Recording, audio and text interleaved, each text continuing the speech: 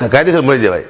આપણા સમાજનું આવું બોલે કોઈ એક વ્યક્તિ અને એ સ્વીકારે નહીં તો એનું રિઝલ્ટ તો આપવું પડે. અને એ ત્રાગુ તમારું કીધું એ અમારે વાળે ન લાગે પાછી. જો અમારા મગજમાં ઉતરી જાય એટલે વાર્તા પૂરી થાય.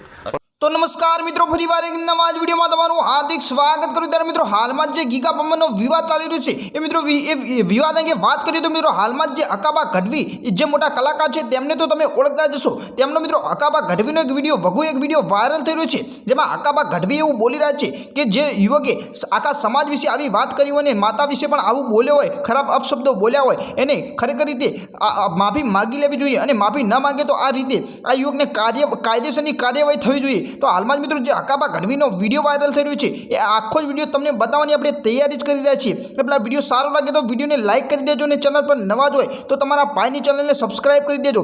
તો મિત્રો એ પહેલાં તમને જણાવી દઉં કે હાલમાં જેટલું દુઃખ ચારણ ગઢવી સમાજને લાગ્યું છે એટલું જ દુઃખ મિત્રો આહિર સમાજને પણ લાગ્યું છે.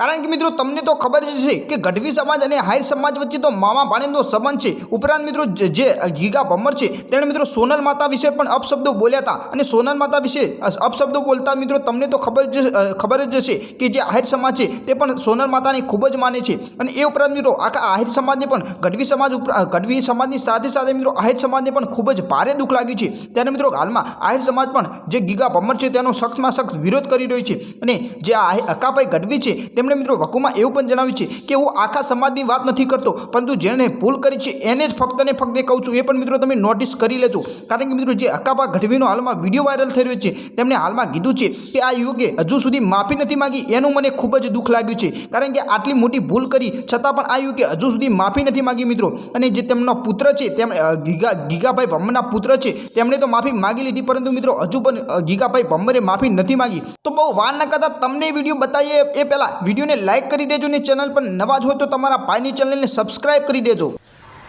ગેરંટી આપું છું, કદાચ આનો નિર્ણય ન આવે ઓલા વ્યક્તિ માટે કહું છું તો 1 સેકન્ડ નહીં લાગે. કારણ કે સમાજ વિશે આવું બોલે તો મરી જવાય, જીવાય નહીં.